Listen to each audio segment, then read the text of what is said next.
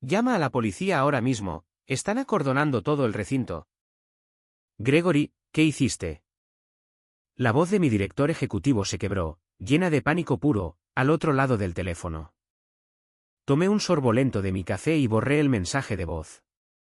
Para entender cómo un proyecto de tránsito municipal de $38 millones terminó bloqueado por cinta policial e inspectores de seguridad un martes por la mañana, tienes que entender cómo funciona realmente la construcción comercial a gran escala en el estado de California. La mayoría de la gente piensa que una empresa de construcción es solo un grupo de tipos con chalecos amarillos, algo de maquinaria pesada y un montón de hormigón. Pero en realidad, es un castillo de naipes que se sostiene por tres cosas: licencias, seguros y fianzas. Si quitas solo una de esas cartas, todo se derrumba. Mi nombre es Gregory Vance. Durante 12 años, fui el estimador senior y gerente de proyectos en Apex Construction Group. Tengo 48 años, con el pelo canoso y unas manos que han sostenido más rollos de planos de los que quisiera recordar. En la industria de la construcción comercial del norte de California, todo el mundo sabe que un edificio es tan fuerte como la licencia que permite su existencia. Según la ley de California, una corporación no puede simplemente contratar obreros y empezar a excavar. La Junta Estatal de Licencias para Contratistas, o CSLB por sus siglas en inglés, exige que toda entidad de construcción con licencia tenga una persona que cualifique dicha licencia. Esta persona debe poseer la experiencia requerida y aprobar rigurosos exámenes técnicos. Hay dos formas principales de hacerlo: como oficial gerente responsable, o RMO, o como empleado gerente responsable, o RME.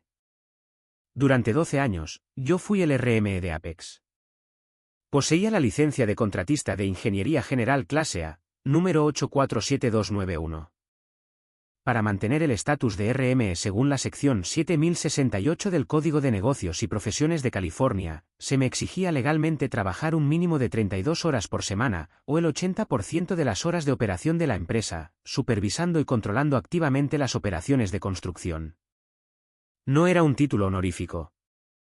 Yo asumía toda la responsabilidad legal y técnica según la sección 7068.1. Si un muro de apuntalamiento se derrumbaba, si una grúa se volcaba, o si un subcontratista realizaba una soldadura estructural deficiente, la Junta Reguladora y el fiscal del distrito me harían personalmente responsable. Cargué con ese peso todos los días. El fundador de la empresa, Richard Calvel, lo entendía. Richard era un constructor de la vieja escuela que empezó en los años 70 con una sola retroexcavadora y una reputación de calidad. Cuando me contrató, estructuramos un acuerdo que reflejaba el valor de mi licencia clase A y mi experiencia en estimación. Además de mi salario base, mi contrato de trabajo me garantizaba un bono por adquisición de proyecto. Para desarrollos privados, era el 1% del valor del contrato. Para proyectos complejos de obras públicas, que requerían un intenso cumplimiento normativo y presentaciones técnicas, era del 2%. El contrato estipulaba que el bono era pagadero tras la emisión por parte del propietario de la notificación de inicio, o NTP. Durante 9 meses, mi vida fue consumida por el Centro de Tránsito de Mission Bay. La Agencia de Transporte Municipal de San Francisco, o SMTA, había convocado una licitación para un centro de tránsito multimodal en el corazón de una zona de reurbanización de alta densidad. El proyecto era una pesadilla de ingeniería. Los informes geotécnicos mostraron que el sitio se asentaba sobre lodo de marea recuperado, específicamente lodo de la bahía de SF, con un conteo de golpes inferior a 5. El suelo tenía, en esencia, la consistencia de la pasta de dientes, y estaba saturado con un alto nivel de agua subterránea. Una excavación abierta estándar provocaría que las calles municipales y las líneas de servicios públicos adyacentes se deslizaran hacia el foso. Necesitábamos un complejo sistema de apuntalamiento temporal que utilizaba pilotes secantes de 36 pulgadas de diámetro, perforados a 60 pies de profundidad, y superpuestos entre sí para crear una barrera estructural impermeable. Después de la excavación, tendríamos que hincar pilotes de cimentación de hormigón colado in situ hasta llegar al lecho de roca. Trabajaba 80 horas a la semana. Gestionaba el cálculo de cantidades, revisaba los cronogramas de fabricación de acero estructural y negociaba con subcontratistas especializados en apuntalamiento. tenía que asegurar el cumplimiento de la sección 4100 del Código de Contratos Públicos de California, la Ley de Prácticas Justas de Subarrendamiento y Subcontratación, lo que significaba que cada subcontratista listado en nuestra oferta debía ser completamente verificado y no podía ser sustituido sin una estricta aprobación de la ciudad. Calculé las tasas de productividad de las cuadrillas, los radios de elevación de las grúas, los protocolos de contención de materiales peligrosos y los permisos de control de tráfico de la ciudad. Si subestimaba las tasas de vertido de hormigón en tan solo un 5%, Apex perdería todo su margen de beneficio. Cuando se abrieron las ofertas en la sede de la SFMTA en Van Ness Avenue, Apex fue el licitador más bajo con $38.400.000. Vencimos a nuestro competidor más cercano, una enorme firma nacional, por solo $38.000. Fue una obra maestra de la estimación. Richard y yo lo celebramos en su oficina. Nos sirvió 2 vasos de bourbon y me dijo que este proyecto aseguraría el futuro de la empresa y que mi bono de $768.000 era bien merecido. Era el pago que aseguraría el futuro financiero de mi familia. Pero 2 semanas antes de la fecha prevista para la emisión de la NTP, Richard sufrió un infarto masivo. Sobrevivió, pero sus médicos le advirtieron que volver al entorno de alto estrés de la construcción comercial lo mataría. Richard se retiró de inmediato, cediendo el control de Apex a su hijo, Ryan. Ryan Caldwell tenía 34 años, poseía un MBA de una costosa universidad de la costa este, y usaba unas botas de trabajo de cuero impecables que nunca habían pisado una obra embarrada. Él no veía la construcción como un oficio, la veía como una hoja de cálculo que debía ser optimizada. Inmediatamente contrató a Emily Thorne, una directora financiera fría e impulsada por los números, cuyo único propósito era reducir los gastos generales. A los pocos días, Ryan comenzó a hablar de reestructurar y optimizar la empresa. Él no veía mi contrato de trabajo de 12 años de antigüedad como un acuerdo vinculante con el hombre que cualificaba su licencia, sino como una carga obsoleta que estaba mermando sus márgenes de beneficio. A medida que se acercaba la fecha de la notificación de inicio de la SFMTA, el silencio desde el tercer piso con respecto a mi bono se volvió ensordecedor. Un jueves por la mañana, la notificación de inicio oficial de la SFMTA llegó a mi bandeja de entrada. Era un PDF digital firmado por el director de transporte de la ciudad, que autorizaba a Apex Construction Group a comenzar la movilización en el sitio y la excavación para el centro de tránsito de Mission Bay a partir del lunes siguiente. Según el contrato que había firmado con Richard Caldwell, esta notificación activaba el pago de mi bono por adquisición de proyecto del 2%, de $768.000.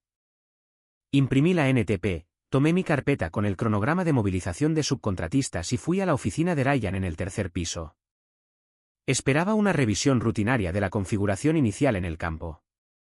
En cambio, encontré a Ryan sentado detrás de su escritorio, con Emily Thorne de pie cerca de la ventana y Tyler Evans sentado en una silla de invitados. Tyler era el cuñado de Ryan, un reformador de viviendas residenciales cuya única cualificación para la construcción civil pesada comercial era su matrimonio con la hermana de Ryan. Me senté y coloqué el documento de la SFMTA sobre su escritorio. Le pedí a Ryan que firmara la autorización de desembolso del bono para que Emily pudiera liberar los fondos. Ryan no miró el papel. Se inclinó hacia adelante y me dijo que Apex se enfrentaba a un aumento en los costos de los materiales y a márgenes ajustados, y que mi bono del 2% era una sangría de flujo de caja que el proyecto no podía soportar. Emily Thorne dio un paso al frente, sosteniendo una carpeta negra. Declaró que mi contrato de 2014 estaba desactualizado y no se ajustaba a los estándares modernos de la industria. Ofreció un nuevo acuerdo de empleo que reemplazaba el bono de adquisición con un bono discrecional de hasta $50.000, supeditado a la finalización exitosa y a tiempo del centro de tránsito, y sujeto a los márgenes de beneficio objetivo. Le dije a Ryan que no firmaría el nuevo acuerdo, ya que el contrato original estaba activo, era vinculante, y la NTP había sido emitida oficialmente. El comportamiento amistoso de Ryan se desvaneció. Golpeó la mesa con la mano, acusándome de tener a la empresa como rehén y de negarme a colaborar con el equipo. Afirmó que, según la ley de California, Apex era un empleador a voluntad y que mi negativa a firmar los nuevos términos constituía insubordinación. Emily abrió la carpeta y deslizó sobre el escritorio un aviso de despido y un acuerdo de indemnización. Ofreció un paquete de indemnización de $50.000, condicionado a que yo firmara una renuncia total a todas las reclamaciones, renunciando a mi derecho a demandar por el bono de adquisición o por despido improcedente. Les dije que no firmaría la renuncia. Ryan sonrió y me dijo que contratara a un abogado y los demandara. Afirmó que su bufete de abogados corporativos trabajaba para él con una tarifa mensual fija, y que alargarían el caso en los tribunales durante 5 años hasta que yo me arruinara. Añadió que Tyler Evans se haría cargo como gerente de proyecto el lunes y que no me necesitaban. Me levanté, dejando los documentos de indemnización sobre el escritorio. Caminé hasta mi cubículo, empaqué mis pertenencias personales, mi sello de tinta, mis manuales de ingeniería y mis archivos de referencia personales, en una caja de cartón. Dejé mi portátil y mi teléfono de la empresa sobre el escritorio. 10 minutos después, me alejé de la oficina en mi coche. No sentía ira, solo una concentración aguda y fría. Conduje directamente al centro de San Francisco, a la oficina de abogados de mi hermano mayor, Arthur Vance, un abogado de construcción que había pasado su carrera lidiando con gravámenes de construcción y disputas de licencias. Le expliqué la situación y le entregué mi aviso de despido. Arthur consultó la base de datos pública de la CSLB y confirmó que la licencia clase A de Apex estaba activa bajo mi nombre como RME. Me explicó la trampa legal. Según la sección 7068.1 del Código de Negocios y Profesiones de California, como RME, yo era legalmente responsable de la supervisión y el control directos de todas las operaciones de construcción. Si ya no estaba empleado por Apex pero mi nombre permanecía en su licencia, yo asumiría la responsabilidad civil y penal personal por cualquier accidente o fallo estructural en su obra. Si Tyler Evans cometía un error, el Estado me haría responsable a mí. Según la sección 7068.2, estaba legalmente obligado a notificar a la CSLB de mi desvinculación. Arthur explicó que Ryan probablemente planeaba explotar el periodo de gracia de 90 días de la CSLB para iniciar el proyecto, esperando encontrar un cualificador de reemplazo barato o presionar a un empleado para que aprobara el examen de clase A mientras tanto. Pero Arthur señaló que, aunque la CSLB permite un periodo de gracia de 90 días para trabajos privados, los contratos de obras públicas son mucho más estrictos. Según la sección 10A del contrato de la ESUNTA, el contratista debe mantener una licencia activa y totalmente cualificada, con un cualificador aprobado y certificado que supervisa activamente el proyecto en todo momento. La sección 14.2 requería que Apex informara a la ciudad de cualquier cambio en el personal clave en un plazo de 10 días. Arthur giró su teclado hacia mí. Inicié sesión en mi portal de la CSLB y presenté el formulario 13A1, la desvinculación de calificador, certificando bajo pena de perjurio que ya no estaba empleado por Apex y que retiraba mi cualificación técnica. El sistema procesó el cambio de inmediato. A continuación, Arthur redactó una carta formal a Marcus Henderson, el oficial de contratos principal de la ESUNTA, notificando a la ciudad que, a partir de ese día, yo ya no era el RME ni el cualificador de Apex Construction Group y no supervisaría el proyecto del Centro de Tránsito de Mission Bay. Adjuntamos la confirmación de desvinculación de la CSLB y enviamos el correo electrónico. El mecanismo legal ya estaba en marcha. El lunes por la mañana, las puertas de la obra del Centro de Tránsito de Mission Bay se abrieron de par en par, y el silencio fue reemplazado por el rugido de los motores diésel. Apex Construction Group se movilizó con 2 pesadas excavadoras Caterpillar, una flota de camiones volquete y una cuadrilla de 40 obreros y carpinteros sindicalizados. Tyler Evans estaba en el sitio temprano, con un casco blanco impecable y un chaleco reflectante que todavía tenía los pliegues del embalaje. Estaba ansioso por demostrar a las cuadrillas que él estaba al mando, dirigiendo las excavadoras para que comenzaran la excavación principal para el corredor de servicios públicos. Sin embargo, la ESUNTA ya había recibido mi correo electrónico formal el jueves por la tarde. En lugar de lanzar una redada dramática el lunes por la mañana, la Administración de Contratos de la ciudad siguió las estrictas directrices de la contratación pública. El viernes por la tarde, un mensajero entregó un aviso de incumplimiento formal a la oficina corporativa de Apex. El documento establecía que la ciudad había sido notificada de la desvinculación del empleado gerente responsable designado, Gregory Vance. Según la sección 10A del contrato de la ESUNTA, a Apex se le concedía oficialmente un periodo de subsanación de 5 días para presentar las credenciales de un cualificador clase A de reemplazo para la aprobación de la ciudad. Ryan Caldwell, tras consultar con sus recién contratados abogados corporativos, decidió jugar al juego del gallina.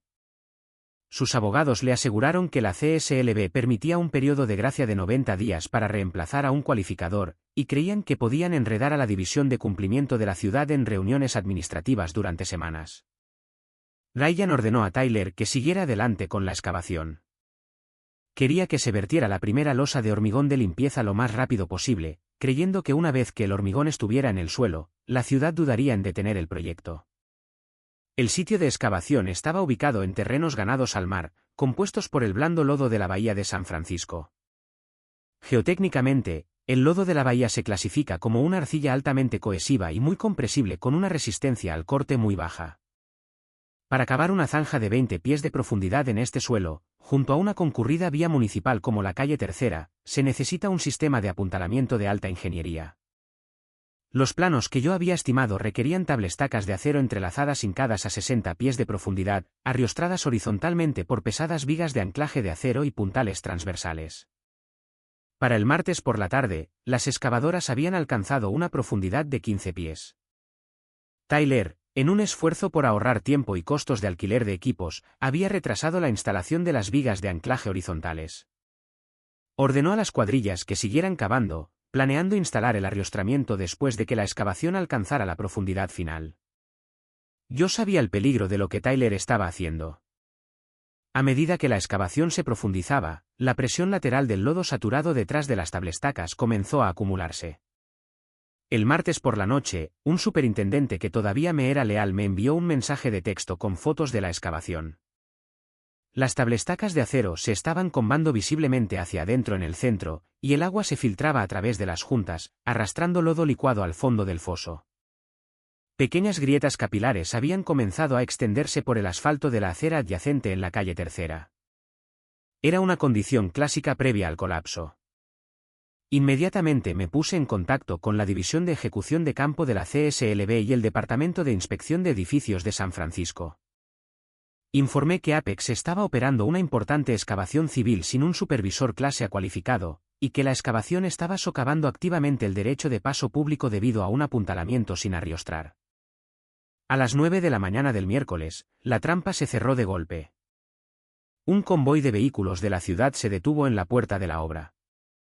De ellos descendieron Marcus Henderson, el oficial de cumplimiento principal de la SMTA, acompañado por la investigadora de campo de la CSLB Sarah Jenkins, el inspector de edificios de la ciudad Bill Davis y 2 patrullas de la policía de San Francisco.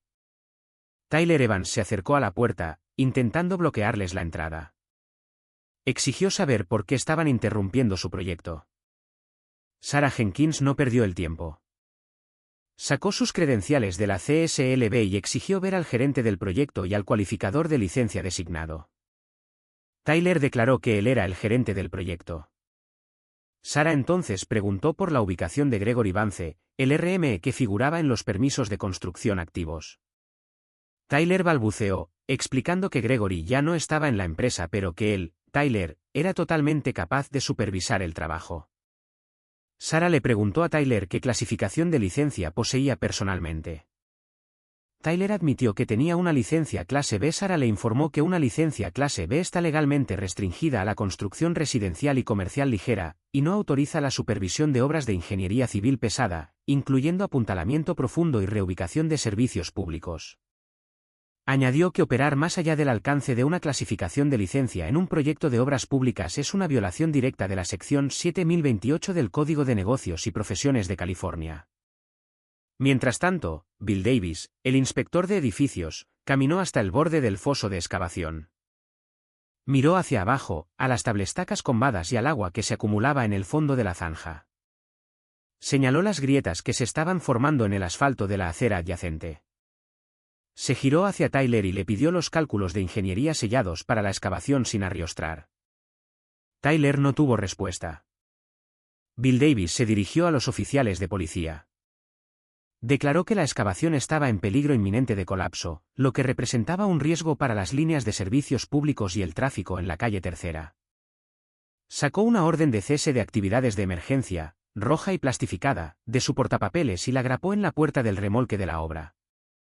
Le dijo a Tyler que todo el trabajo debía cesar de inmediato, y que si no desalojaba a todo el personal de la excavación en 10 minutos, haría que la policía arrestara a Tyler por imprudencia temeraria. Los oficiales de policía comenzaron a escoltar a los obreros fuera del foso. Fuera de la puerta, 3 camiones hormigonera de Cemex estaban al ralentí, programados para verter la losa de limpieza inicial. Tyler suplicó a los inspectores que le dejaran verter el hormigón para estabilizar el fondo de la zanja, pero Bill Davis se negó.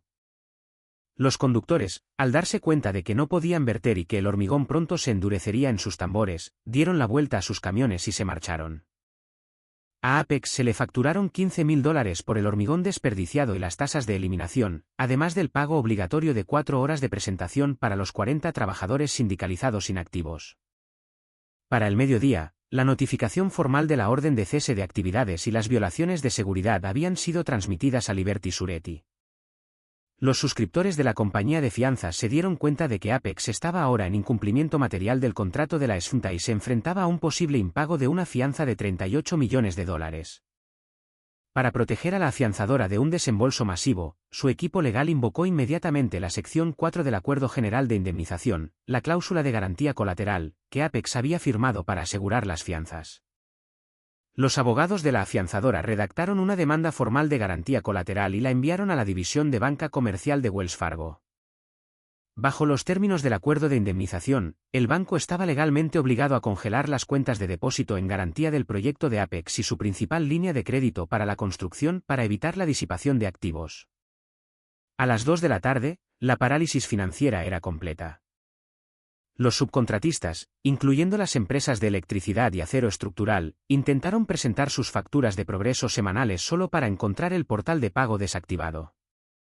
Cuando se enteraron de que la línea de crédito para la construcción de Apex había sido congelada por Wells Fargo, retiraron inmediatamente a sus cuadrillas del sitio. Mi teléfono sonó a las 2:30.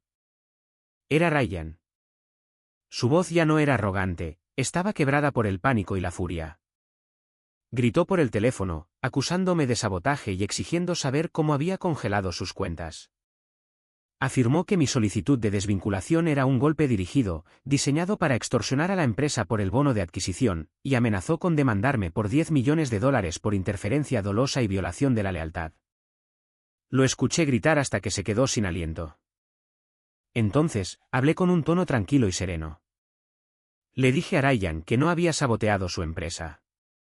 Le expliqué que había presentado el formulario 13A1 porque la ley de California me obligaba legalmente a hacerlo. Si hubiera permitido que mi licencia permaneciera vinculada a Apex mientras Tyler supervisaba una excavación peligrosa sin arriostramiento de vigas, me enfrentaría a cargos de negligencia criminal y a la pérdida de mi sustento. Le dije que había intentado construir un proyecto de obra civil pesada de $38 millones usando una licencia de contratista residencial, y que su propia ignorancia de la ley de construcción era lo que había congelado sus cuentas. Le dije que dirigiera todas las llamadas futuras a mi hermano Arthur, y colgué.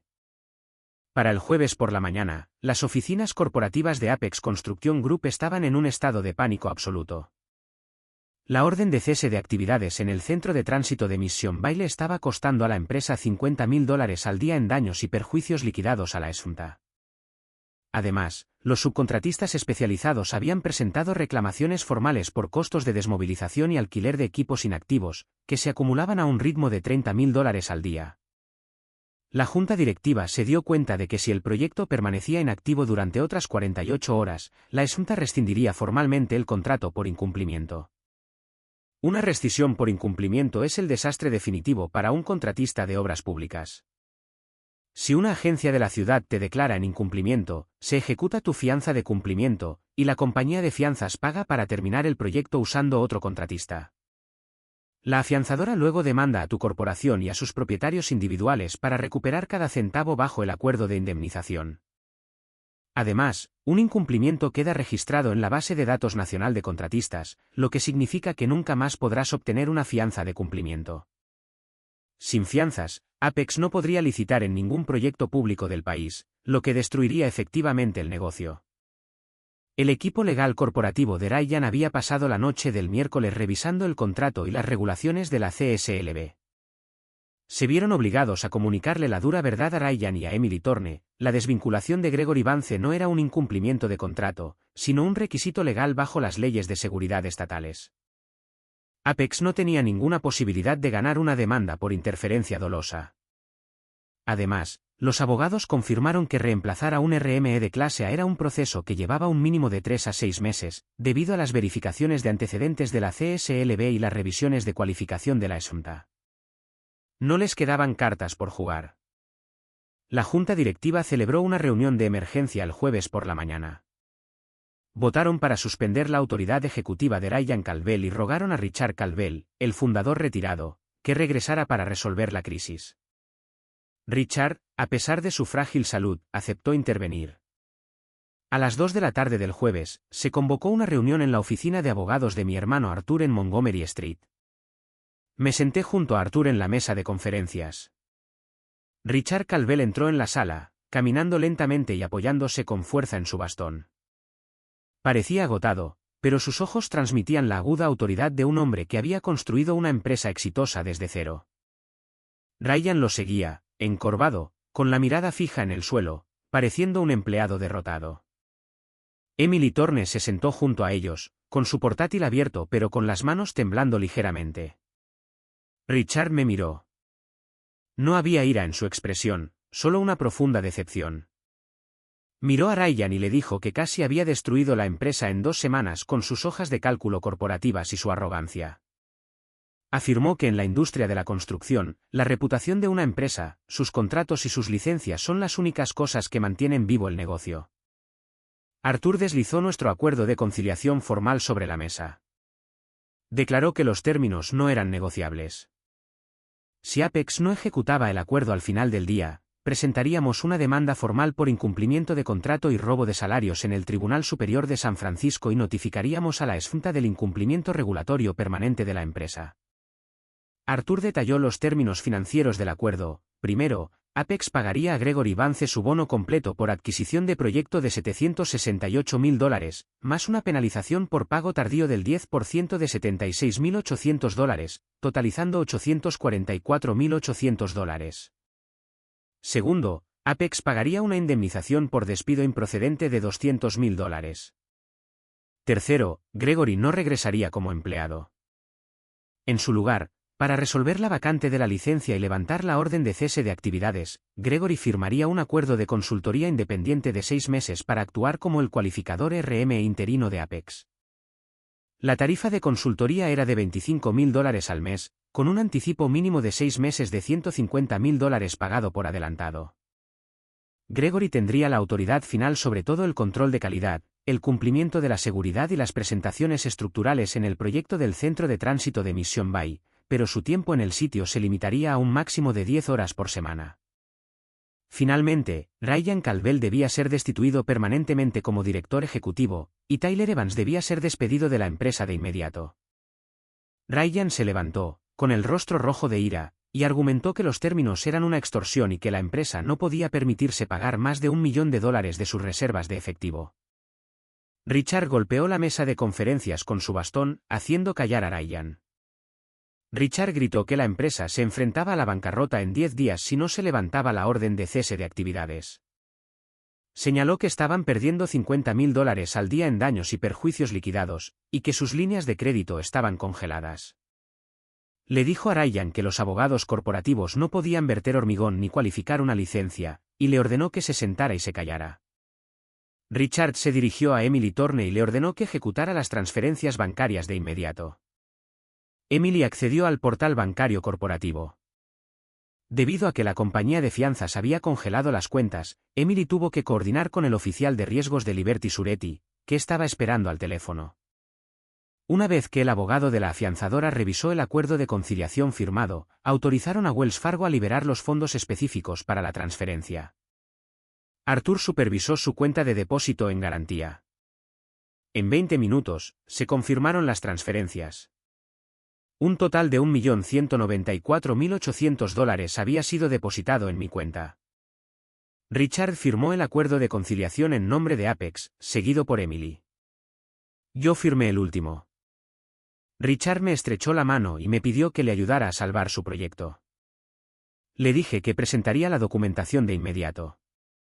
Esa tarde, inicié sesión en el portal de la CSLB y presenté la documentación para asociarme como RM interino de Apex Construction Group.